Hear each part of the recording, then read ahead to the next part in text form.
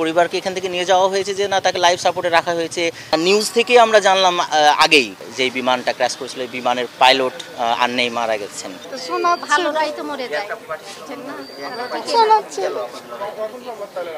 আমরা একসাথে থাকি, আমরা প্রতিবেশী। তো আমি নিজেও একজন টিচার, বাচ্চাদের অবস্থা দেখে আমি তখন থেকে কান্নাকাটি শুরু করি। পরবর্তীতে যখন শুনি যে না ভাগনা, দুলাভাই ফোন দিয়ে বলে যে না ভাগনা, তখন আবার আরও মন খারাপ হয়ে দৌড় দিয়ে এখানে আসি। আপা দুলাভাইকে নিয়ে যাওয়া হয়েছে, তখন পর্যন্ত বলা হয়েছিল লাইফ সাপোর্টে দিয়ে রাখা হয়েছে, কিন্তু আসলে পরবর্তীতে নিউজে দেখলাম যে না ভাগনা আর পৃথিবীতে নাই। আল্লাহ ওনাকে জান্নাতবাসী করুক। বাবা মা চলে গেছেন, আর্মির বিশেষ ব্যবস্থাপনায় ওনারা গেছে এয়ারপোর্ট থেকে। পরিবারকে এখান থেকে নিয়ে যাওয়া হয়েছে যে না তাকে লাইফ সাপোর্টে রাখা হয়েছে।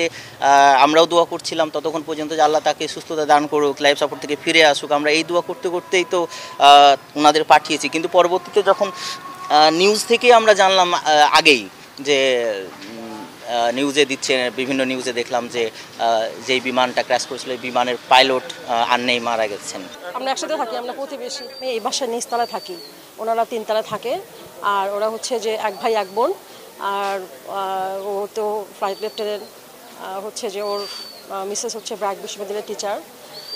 আর ওর বোন হচ্ছে ইসলামী ব্যাংক মেডিকেল কলেজে পড়ছে, ক্লাস 3rd ইয়ারে। এই তো ওরা এক ভাই এক বোন।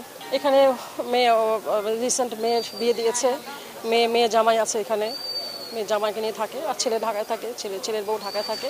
দেশের বাড়ি আমাদের চাপাই সাগরের চাচি আমি। আর বাচ্চা তারা 7 ভাই, রাজশাহীতে থাকে 4 জন। ভালোরাই তো মরে যায়।